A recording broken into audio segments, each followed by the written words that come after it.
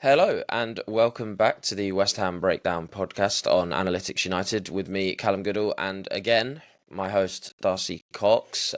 He got some rave reviews actually on both YouTube and Patreon, so I did promise that we might increase his minutes based on performance, and here he is back again. So, Darcy, how are you? Good, good. All the better for the confidence that you have shown in me. Yeah. But yeah, all good, all good. Mixed feelings about the game, to be honest. How about you? How are you?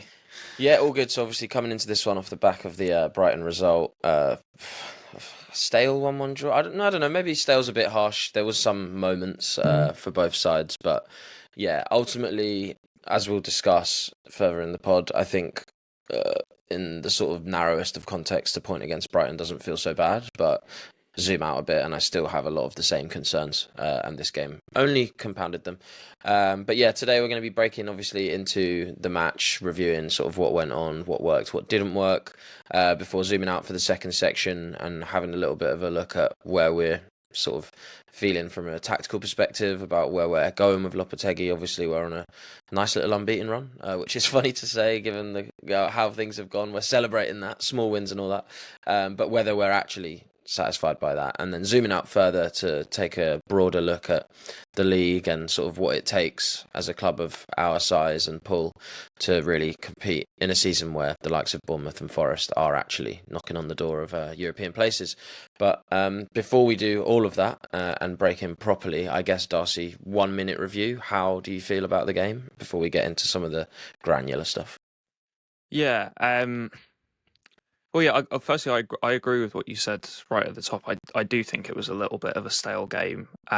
Both teams lacked quality in individual player actions in the end, I think, and that was kind of ended up being the story of the game, particularly with Brighton. I think they ended up creating quite a few good chances towards the end of the game. But we actually started the game quite well. The way we set up out of possession, I actually think from the off, Lopetegui got right, and that's not something that we've often said this season. So good stuff there. And for about 20 minutes, Brighton really, I think, struggled to come up with a solution to be able to build out from the back like they used to. And there was lots of periods where they actually looked quite confused in possession on the ball, and maybe in kind of a similar way to how we've looked confused out of possession at times this season. But they made a slight adjustment about 20 minutes in, where they just dropped one of their pivot into in between the centre backs, and from there we didn't really adjust on top of that. We didn't adjust to their adjustment. There are lots of moments where Fulkrug looks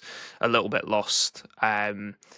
And yeah, I think kind of the issues that we talk about week to week or quite commonly started to rear their head more and more just as we went through the game. We also saw an adjustment to a back five as well, which I'm sure we'll break into a little We'll bit talk more. about that. Don't you Yeah, worry. yeah, didn't necessarily work so well. But yeah, I think like you said, if you really limit the remit of the context, then actually a point against Brighton, who started the season very well, isn't horrible, especially considering the kind of form that we've seen recently.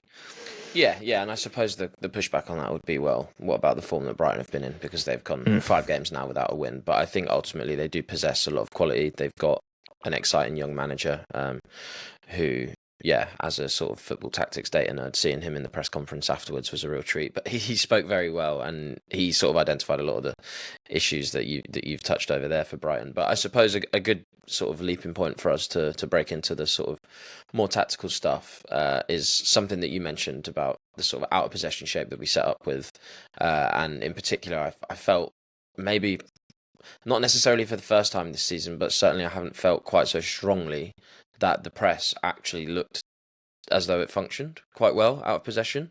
And I think a large part of that is down to the introduction of Nicholas Fulkrug, who I think clearly is not up to full speed. And as you said, once they shifted in to drop one of Baleba or Vifa in between the centre backs and sort of started to build up that way, it was obviously a bit more of a struggle. But I don't think you can necessarily put that down to any one of the players. I think it's we didn't prepare for this, and now, I mean, both Jack and myself commented on this, who, again, everyone send your well wishes before Christmas. That's the reason he's not there. He's not just decided to sack it all in and sort of move halfway across the world. He's still watching all these games and providing me with really good notes, so we thank him for that. But yeah, we both sat up in the press gantry watching it and noticed almost instantaneously you had the three players, Frocka, Bowen and Kudus, sort of in the middle, all looking around like, wait, what do we do? Because I'm so confused. And like you said, I guess it's just because there's only so much you can do on the training pitch to be prepared for that. But yeah, I think it was promising to see that now that Fulkrug's in the side, a lot of the things that we anticipated would improve with him in the side have improved. Actually, very randomly, this got corroborated actually after the game, where I bumped into the Brighton squad at Winter Wonderland, very weirdly, and had a 5-minute chat with Jan-Paul van Hecke, who asked what I thought of the game, having explained that we were there. And I mentioned about the pressing stuff, and he actually did say that Fulkrug was very good at limiting how he was able to build out, which I thought was a really interesting insight from someone before the game that we'd highlighted as a really key build-up piece that was good at sort of accessing central midfielders in those channels, but also getting it out to the wide players. So I think the fact that he felt as though he wanted to remark on the fact that Fulkrug had made his job difficult, even though he wasn't fully fit, is as promising a sign as we can hope for at this point. But yeah, is that something, I guess, based on what you saw from the out of possession approach and the fact that you think we got it right from the start, and that obviously we had what I would say is our best front three, presumably this is something that you would look to bake into the system moving forward and sort of see as a more sustainable approach? I don't know. It's kind of hard to say. I think it's hard to say because it did work from the offset, and maybe really what it is that needs to be built in because it definitely did work for those first 20 minutes. And I also maybe think in Van Hecke's assessment of his own game, he's maybe slightly overweighting the first 20 minutes because he remembers them as being difficult. Because actually, he wasn't concussed at that point. Yeah, I didn't even think of that as well. Yeah. But I think after that period, he actually didn't struggle to progress. I think he found it fairly easy once he had the time. But in terms of our out of possession approach, I think really what needs to be the next step is if we are going to step up to teams like we were stepping up as a Brighton from a goal kick, but we need to have some level of tactical flexibility, right? And whether that's driven from the manager and kind of bringing the players' knowledge up or putting the responsibility on the players to be able to work it out. I think that the ability to adjust on the fly is just not there. And we've talked about it in other contexts as well. But really, that would be the next step, that we have a team that, even if they can't work it out themselves, if the manager goes, okay, you need to do this, you need to do this, you need to do that from this point on, because they've changed, that they can go and play that out. And then that becomes a little bit more muddy, because who's that driven from? Is it should the manager be making the tactical adjustment, or should the players be more aware? Doesn't mean that first 20 minutes wasn't good and wasn't positive, but I maybe it's just kind of the position that I'm analysing from because the game was a little bit lacking in quality. But yeah, I just feel like it's more important to be able to adapt to the bigger, to a team that can adapt. Yeah, I hear that, and I think the two contextual factors that probably wouldn't necessarily exist outside of or beyond this game are that we're using a front three that are yet to really have any time on the pitch together in Kudus, Bowen and Fulkrug, and hopefully, obviously, as you say, moving forward, we'll see a lot more of them together, and therefore those relationships on pitch will develop. And then also the fact that against Brighton, then aren't that many teams in the league who can build up more effectively and efficiently than they can, and in as many diverse ways. As we say, 20 minutes into the game, instantly Hertzler sees something, because our press, which throughout the season has not been very good, is starting to look good against a team that usually make presses look bad, and he shifts it instantly, gets a benefit from it. So yeah, a tactically adaptive manager with a team that are able to build up against the press that haven't actually worked together. I guess it was probably always going to play out that way. So I probably that's why I felt more positive coming out of it. But if we zoom out and look at, well, move on rather than zoom out, but if we look at sort of what we did in possession, I guess this felt more familiar, I would say, than the press. I think it was another case of reasonable spells of decent possession that ultimately resulted in poor or no real chance creation before we turned over and then had to face a transition or allow Brighton to build up in their preferred way once they were settled. I think if we're going to lead from the positives again, and I guess talk about Fulkrug before we move away from him entirely, I think part of the stuff that allowed for us to have good spells of possession was Fulkrug's ability to drop in, and this is actually another thing that Van Hecker chatted to me about, was it was really difficult to know how to follow his runs and who to pass over to if he went too far, because he was aware basically of the vulnerability to runs in behind with Kudus and Bowen on either flank. Again, something that we sort of hoped that Fulkrug would bring to the side, and also something that we knew we wanted to exploit in this Brighton side. So funny that he flagged that. I should really have just had the confidence to ask him to come on and co-host this week, actually, but maybe next time. But yeah, that was good, and I think that helped a lot. I think it allowed us to link up play quite nicely, and I think even more so, it excites me to think about how that might play out with Carlos Soler in the side as well, who was obviously away for this game. So I think that's positive. I think where the problems lie are, again, once we get into the final third, it still looks pretty stunted. There was one particular moment, I think it was around the 25th minute, where we basically built up an entire attack in the exact way that we had planned it on the preview. It was bait to go long, hit the far channel, win the flick down, Kudus beats his man, and then we quickly, because everyone's come over, play it back into the midfield, who play it out to the other flank. Wan-Bissaka gets the ball in acres of space, crosses it in, and no one gets on the end of the cross. Yeah. It's like, oh, we're so close to getting it right. But I guess that speaks to these wider issues that were at play. And again, Brighton, I think, did a good job of limiting us, but ultimately we're seeing increased efficacy in possession. But if that doesn't result in anything, it doesn't matter what that percentage number goes up to in terms of our share of possession if the XG stays as it is. Yeah, exactly. And I was just having a look there as well, based on what you're saying. So as of this game week, West Ham on average across the season have the second lowest XG per shot, so the second lowest shot quality of chance. Therein lies the problem. But I think specifically to the Brighton game as well, there were periods where we were able to, I guess, like air quotes, dominate, because I don't know whether dominate is kind of a fair word. We had more of the ball at the time, but really it's our possession is just inconsequential, right? Especially without Carlos Soler, it doesn't really amount to anything useful. And really, we're kind of getting possession so that we can get the ball into one of our big upside players. There's no sort of like holistic, okay, we're going into this area to try and create this type of chance, or any sort of through thread. When we are creating, a lot of the time, specifically in this game, I feel like it's through our essentially Bowen, Kudus, one of these guys with big upside.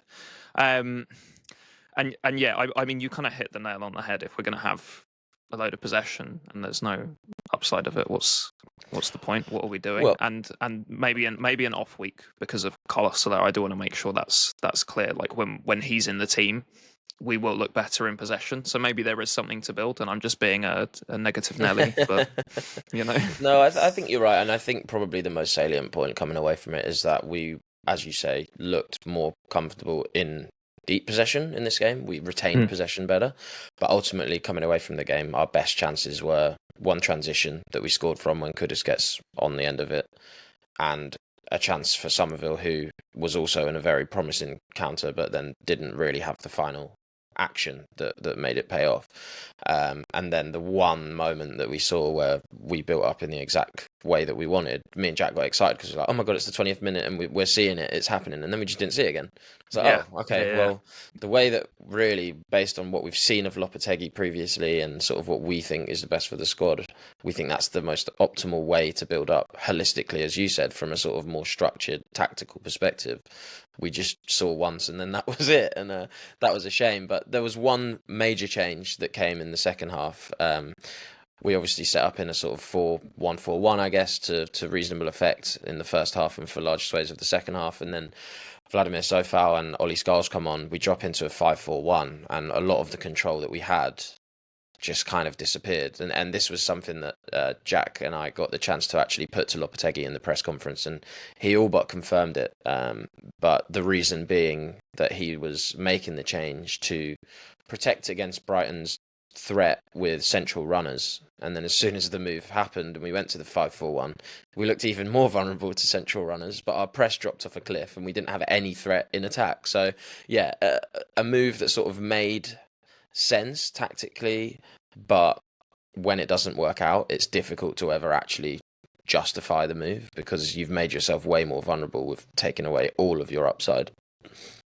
Yeah, it didn't work. The 5-4-1 didn't work. We certainly didn't limit runners in behind. If anything, I think them getting 4 or 5 chances in behind coincided with the 10 minutes following when we switched to the back five.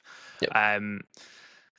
On the back five, from the context of the fact that we get to see a player like Ollie Scholes play in the team more, it's good. And if it's going to create opportunity for our younger players, I'm happy to see it at the end of the games, but it definitely needs to be worked on because the runners were still getting in behind. The back line was super, super fragmented. I will say you kind of get the sense when you see so say Brighton would play a cross into our box and we're able to get that cross clear. You can kind of see it in the way that the back line are operating, that there's not anyone tying everybody together. I'm not seeing, when they get that chance in behind Scholes, which I know a lot of people have kind of put on Scholes' shoulders being his fault. We were watching it back earlier. I actually think it's more the fact that Kilman pushes out really aggressively, but then the rest of the back line are maybe 7-8 yards behind him. And that, I guess the best way to describe it would be fragmentation is going to lead to opportunities to go in behind, right?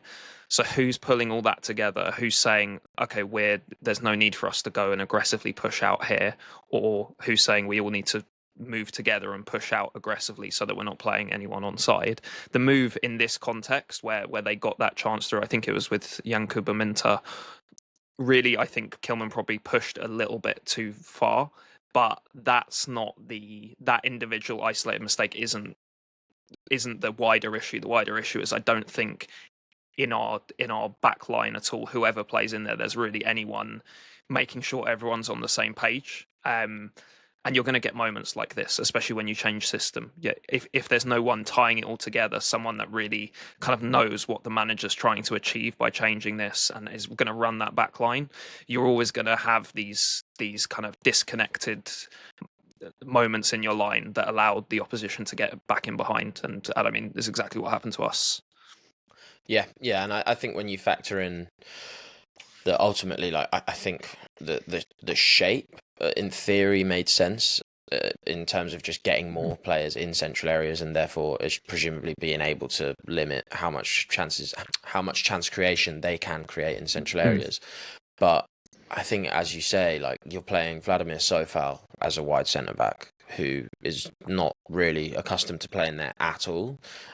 He is quite an aggressive counter-presser usually, so I can see why you might think he'd be comfortable springing out, but he is also prone to letting his man get in behind him, even when he's playing at right back, and that can be punished even more when you're sort of as the lateral centre-back, especially if Wan-Bissaka is as advanced or as central. I'm pretty sure there was moments when he looked like he was playing number 10 after the 5-4-1 change, which was bizarre.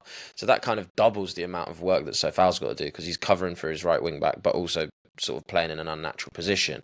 And then you've got Kilman, who's been probably our best player this season, bar Bowen, playing in a wide centre back role that demands a lot more from him in terms of stepping out, which is not really his strength. He's much more of a cover defender, and I think you probably lose that string, as you nicely described it, through the whole defence, that when we play in a back four, we get from Kilman because he's comfortable. It's almost second nature. He's been doing this sort of thing his whole career and he can organise that. And then you're asking him to play as a lateral centre-back that means that he probably has to spend all his game thinking, I need to do this, or do I need to do this, rather than that sort of second nature approach, which probably means that he's got way less time to focus on bossing everyone else about because he's so worried about whether he's doing the right thing or not. So, yeah, I think a combination of players being played out of their preferred positions and then it just being unfamiliar, because clearly it's not a preferred system, it's just a response, led to what we saw. And ultimately, we managed to cling on, thankfully. I think the XG looks good for us because 3 of Brighton's best chances they failed to actually get a shot from. But those 3 chances alone probably would have accounted for about 1.5 XG, which would have turned this game into completely on its head. But I think that'll do for this section.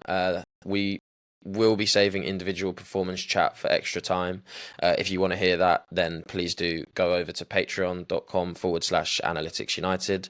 You can make use of a free trial. You can sign up there. You'll be able to hear all of this content and tons more, quite frankly. We've got all sorts of stuff going on there. So yeah, please do go check it out. But until then, we'll take a break and we'll be coming back to have a sort of wider conversation about the context of this result, but also performances in the wider context of the season. Cool. So welcome back. We did say we were going to have a wider discussion sort of about the result itself and how we feel and now that the game is over. And I guess the first question to kickstart this, Darcy, is a point against Brighton a good result? And let's start in the narrowest context of them all before we start to zoom out and really dissect the side. Yeah, so it's, well, if you narrow the context to how have West Ham been playing recently and how, more importantly, how have the results been, I think a point against Brighton is very welcome. Is, with the Brighton are in the same sort of area we are, so to be getting a draw against them, I mean, at least we're not losing points to people around us, right? But I think as you move the context out even just a little bit more, and you look at something like how Brighton play at home versus how they play away, so much worse away from home. Yet, as you said at the end of the last section, the actual XG number doesn't reflect the quality of chance they're able to get because they didn't end up connecting. So actually, if we look at the numbers just from an XG perspective, we definitely quite comfortably lost that game if you factor those in. Which then makes it seem a lot less acceptable, right? Because suddenly it becomes, okay, you performed all right and got a draw, to, oh, actually, you maybe got away with one a little bit, got lucky, defended the box well, but we're actually under a lot of pressure. And then I think if you continue to zoom the context outwards, well, what do you think? What do you think as we zoom out? Yeah, no, I find myself largely in agreement. I think we said, I don't know if we actually said it on the preview, but we certainly said in the build-up to the preview that we would have taken a point before the game, really. I guess one contextual point to consider is, as we've mentioned, Brighton were coming into this one in a bad run themselves. Yeah. They've now haven't won a game in 5. As you say, worse away from home. I think having heard Hertzler speak and having watched Brighton for a full 90 for the first time really this season, a lot of the issues that he brought up in the press conference with regards to sort of a lack of clinicalness in front of goal, still creating lots of chances, but because of injuries and stuff, they've not had necessarily the people getting on the end of those chances that they would like, Welbeck being the obvious miss, who didn't feature. Although we had expected him to, and I think that probably was a massive benefit for us, because I think if he'd have got on the end of one of those chances that we discussed, I mean, particularly that Mitoma one that sort of just rolled across the face of goal, bounced off the post and somehow didn't end up in the back of the net, you probably end up on the wrong end of the result rather than just a draw. So I see that, and I think people were rightly looking at Brighton's run going, well, they've not won 1 in 5, we should be going at this. But I think if you sort of analyse that a bit more, they've been very unlucky in a lot of those games. And again, I think they were unlucky really here because they would have come away feeling a lot worse off. But yeah, ultimately, I think a point is not a bad result. And I think, 3 games unbeaten now? It's growth.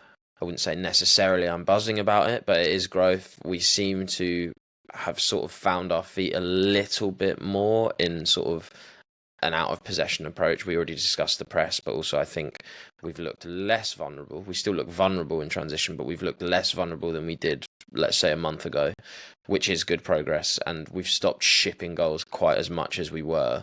So in that respect, it feels like we're moving in the right direction.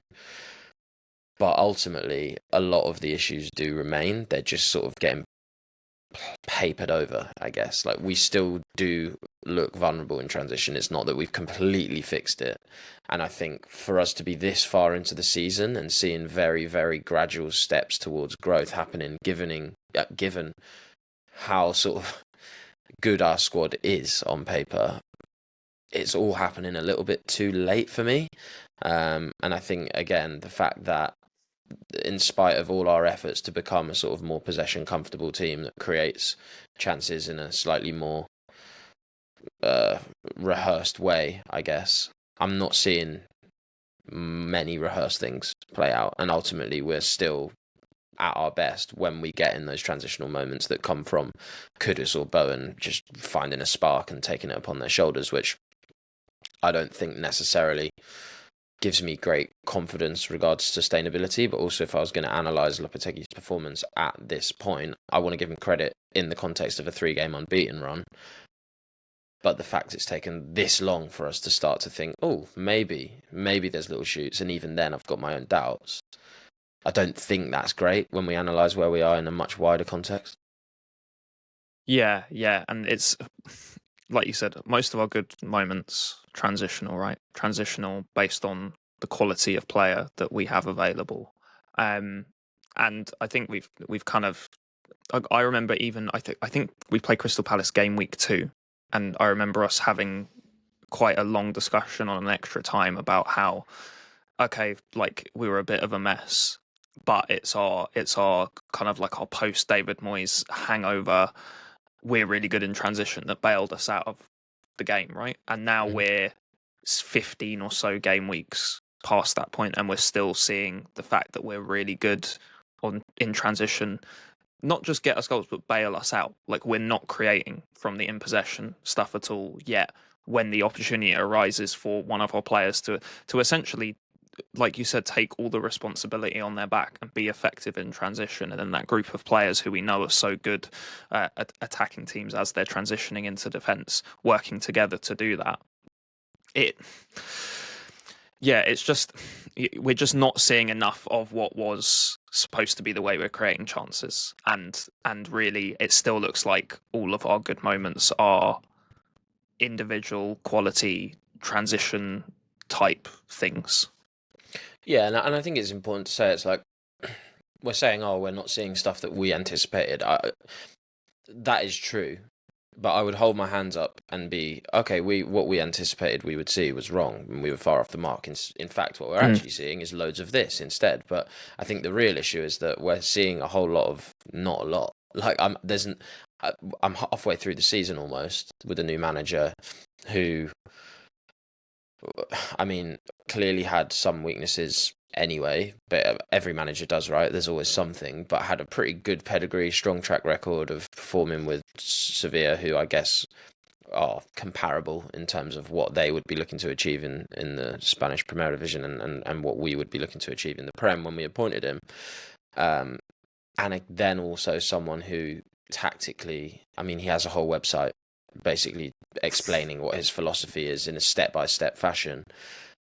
And the fact we're halfway into the season and I've not really seen an identity be born out onto the pitch yet. It's a lot of changing, and yeah, it would be hard, I think, if you were going to try and define what this team is. I don't know what I would pick out as the most sort of defined characteristic in the way that I look at City. And yes, okay, they've been having a poor season, but you still know that ultimately Pep Guardiola, it's all about sort of positional, making sure you dominate your zone on the pitch and you dominate possession as a result of that, and you always find the spare man. Or Liverpool under Klopp was all about high, intense counter-pressing. I don't know what Lopetegui's is at West Ham. I think I knew what it was at Sevilla, and I think I knew what it was when he was in charge of Spain. But I think it's a bit concerning that we don't actually have any idea of that. I'd probably be feeling a little bit better if I had an idea, but it just wasn't going well. But I could see where we were trying to get to. But I think the fact is that actually at this moment, I don't know what he thinks the best version of this squad is and what they're capable of delivering. I hope that you can tell me, Cal, you're wrong. I've seen it. I know what's coming, and I know what we're aiming for.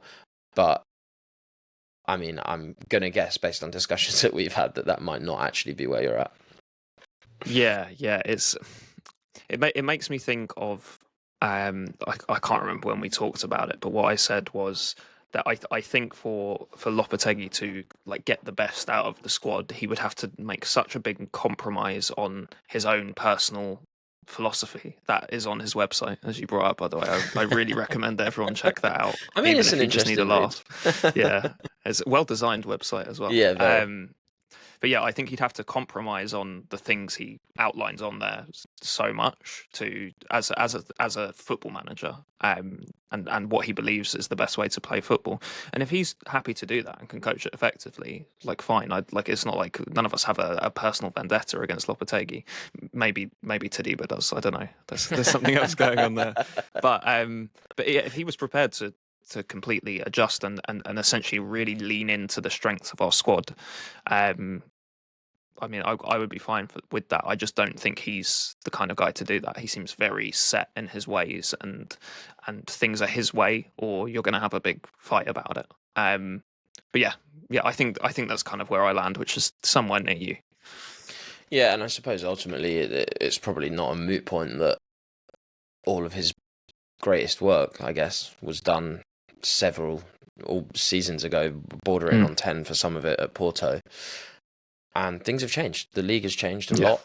There are loads of new tactics, the dominant one being the 3-box-3, and the teams that are doing the best at dealing with it are ones that have adapted. And I think ultimately Lopetegui's ideas haven't really adapted since he was at Sevilla, but football moves at an alarming pace. And I guess that's a nice segue, actually, into the next section, because we're going to zoom out even further and we're going to really have a look at what it takes to be knocking on the door of European qualification in the Premier League as it is now, and sort of, I guess, the importance of creating micro conditions that give you an advantage within games if you don't necessarily have an oil baron to buy you all of the players in the world. And even now, that doesn't really make much difference because everyone has very good teams, as we will come on to discuss. But yeah, we're going to take a short break there. But yeah, please do come back and join us because it's going to be an interesting chat. As promised, well, actually, if we were really going to do as promised, I was about to dive deep into a chat about micro conditions. And I think halfway into a pod for us to start getting into the real nerdy lingo is quite good. But we're going to strip it back a bit first and just explain exactly what this discussion is going to be. And ultimately, what we're talking about there is sort of, I guess, creating your own condition. How do you win in a league, or what can you do? How do you give yourself the opportunity to become disruptive in a league that I guess is increasingly homogenous, not just in terms of tactics, because I think it's actually become, I just realised I've used the word homogenous in a section where I'm trying to strip it back, but where basically a lot of the best teams are playing the same, as we discussed already. You're seeing the 3-box-3 midfield a lot. People want to keep the ball a lot. And the teams that are breaking in to this top sort of 6, I guess, Forest this season, Bournemouth this season, are teams that are doing things differently because they are aware that they need to punch above their weight.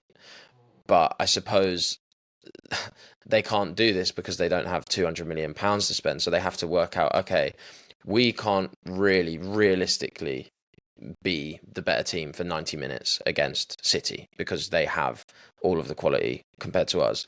What we can do is find a very specific thing that we can be better than them at, and we will just make sure that we are very, very good at that and hope that it pays off.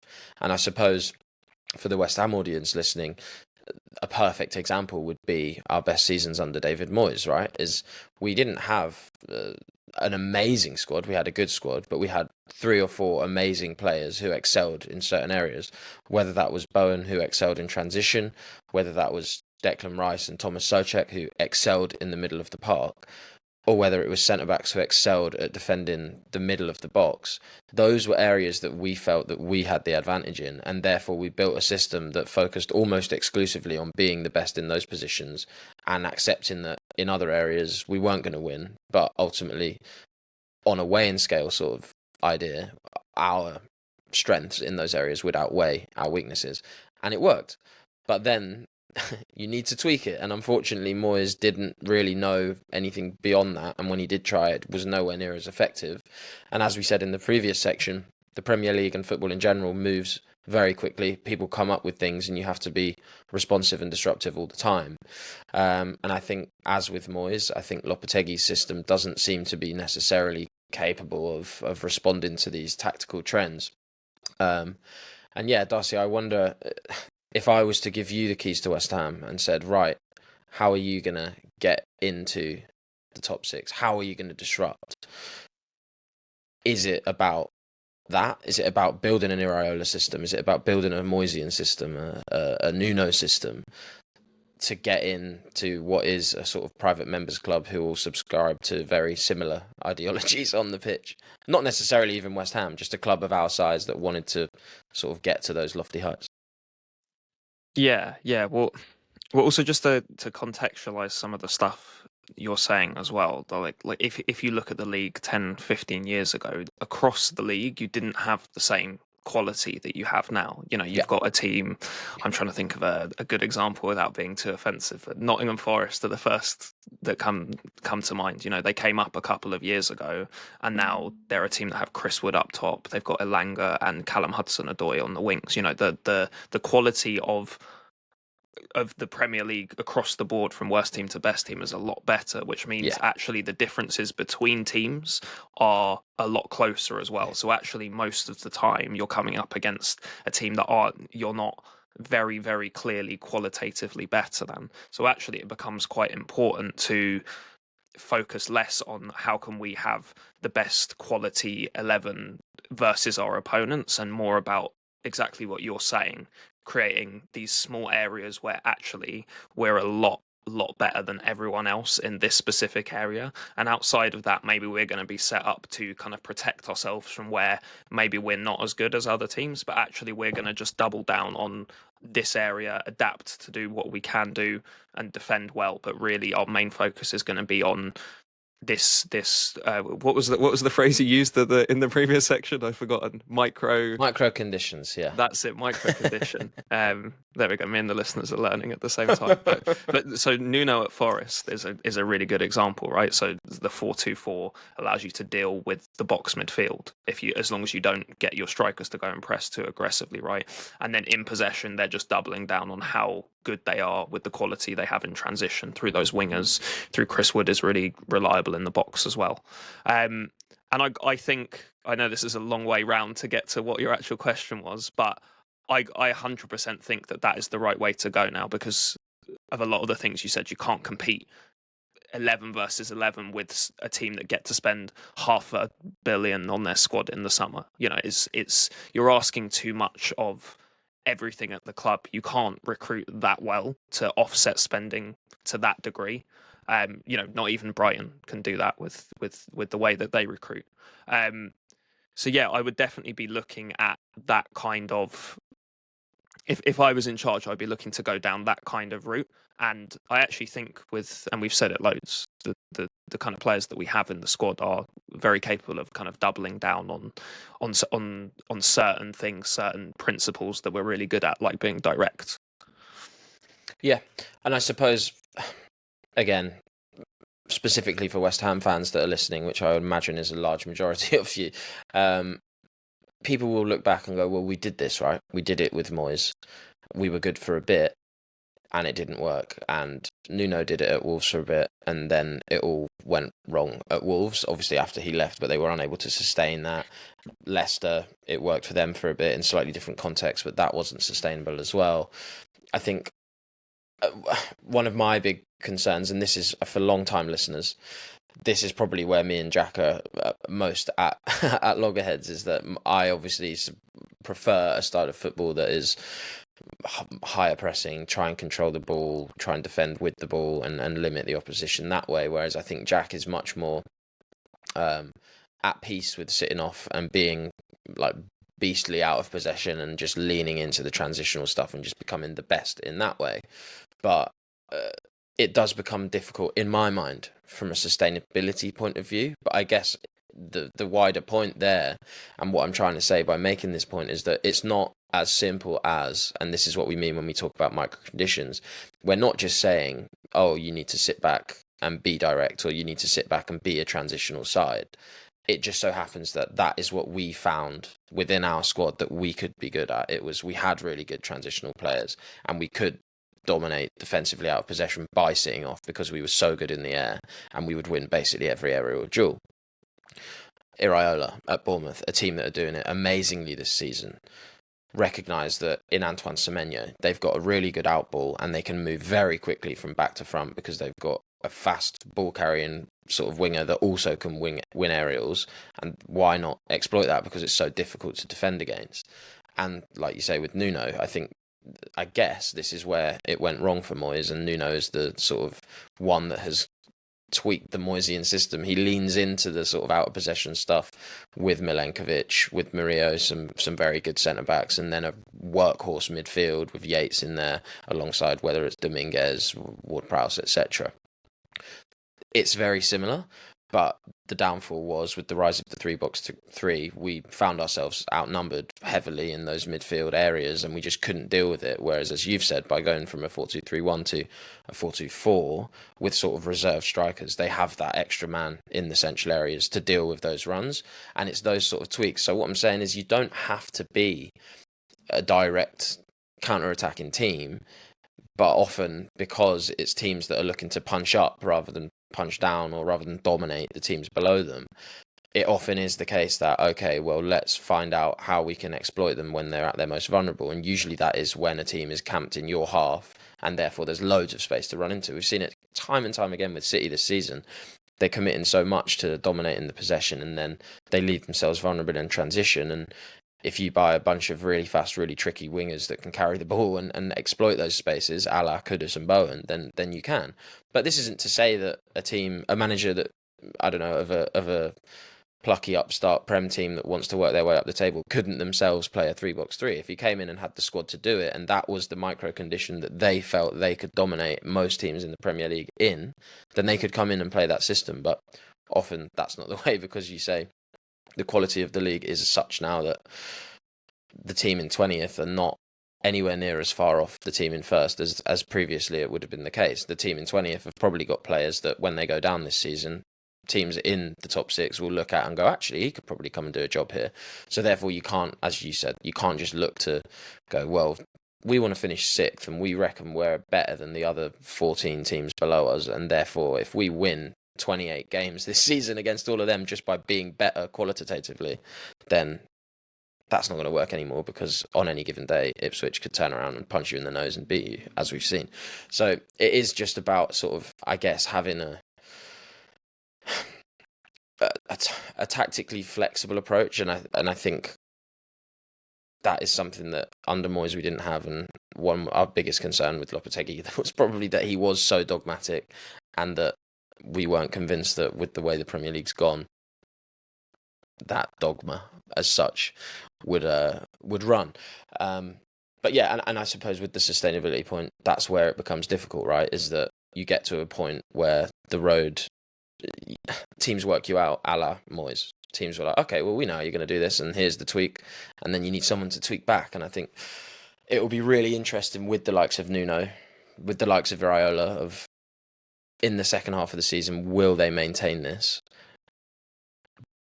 Or will teams work it out in the same way that they worked it out against Moyes and work out their response? But I hope, especially with someone like Iraola, I'm sure he would then, he's tactically flexible enough to go, okay, cool, well, we're going to switch it up a bit and work out where we can dominate elsewhere. But yeah, it's a difficult one, isn't it?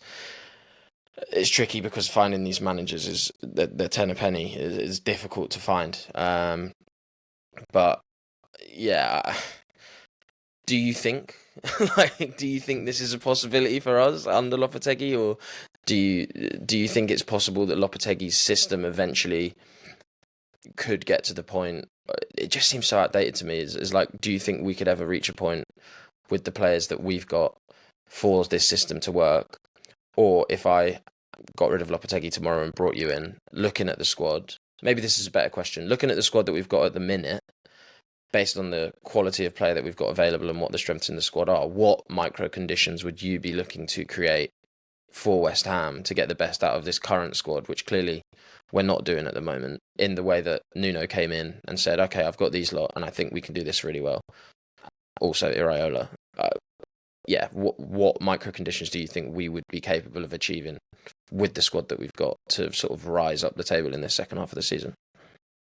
I think in the broader sense, it's got to be like the transitional counter-attacking stuff, because of what we were talking about in the second section, to be honest, where really a lot of our best moments come from that. A lot of our players' profiles kind of lean into being really good in more direct situations. And really, I think in a broader sense, if I was to come in and replace Lopetegui now, my biggest thing would be maximising the output of Bowen, firstly, in terms of goals and assists, and then maximising the output of Kudus getting to run and or dribble and carry the ball and kind of cause havoc that way. Because really, I think if you look at each player's profile, those are the biggest points of difference: how good Kudus is as a carrier, and then just how output driven Bowen could be, and how much output he could produce. So really, I think, especially when you're looking to implement from this kind of micro condition perspective, I think it's very important to look at your squad like that, rather than go from like the bottom up and be like, this is how we are going to play. Here are the players we have available. So which ones fit best into these roles? It's looking at the squad first. So I would call it like a top-down approach. You start with the squad. What is my squad good at? How then can I maximize the things that my squad is good at, minimize the things that they're bad at? And then I actually think those basic questions kind of underline how, when you're near the bottom of the table, if you answer those questions, you will get points. Your team will get somewhat better. I imagine that's the kind of process that Juric is going through for Southampton, for example. Van Nistelrooy is going through for Leicester as well. Where are my players that are going to win me games, win me points, be the difference maker? And I'm not saying that we're in the same position as those clubs at all. Our player quality is definitely a step above, even if the quality has kind of homogenized a little bit across the league. But yeah, that would be my big focus. Who are my best players? Kudus, Bowen. How do I get the best out of them?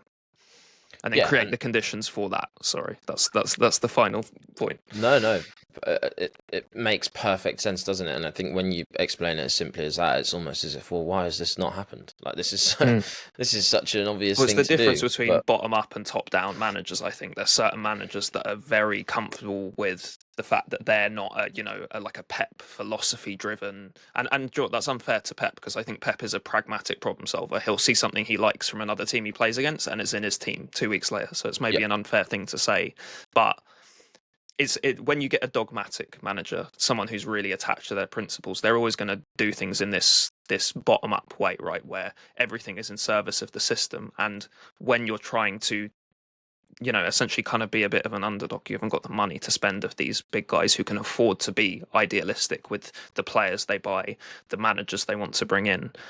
You have to lean into what your team is good at. It's always going to be the most effective way.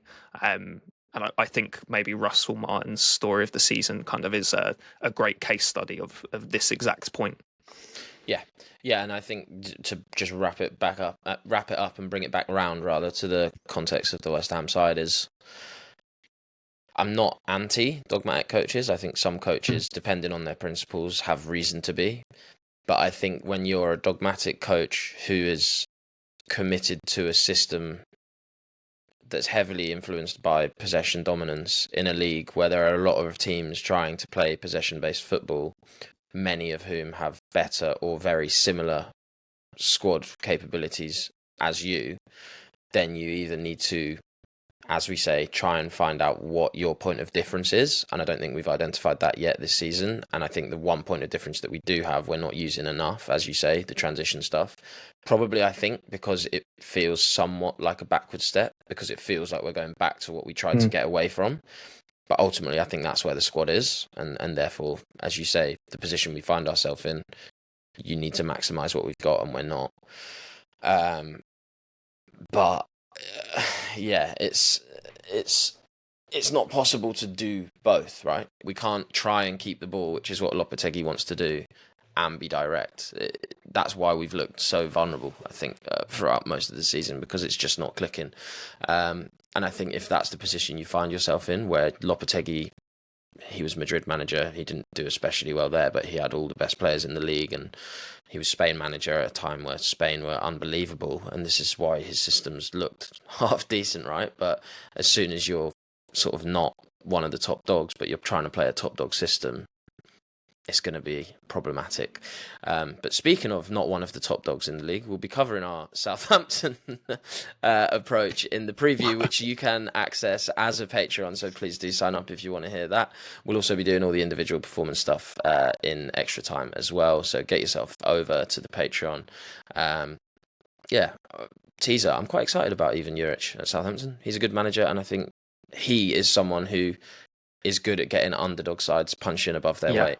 Heavily 100%. Influenced by Gasperini as well, who arguably is the perfect example of a manager who has come in, looked at what he wants to do, sorted it out, and managed to get a team that should not be finishing as highly as they do every season, finishing up there and competing. So we will see you on extra time if you join us there. We will see you on the preview if you join us there as well.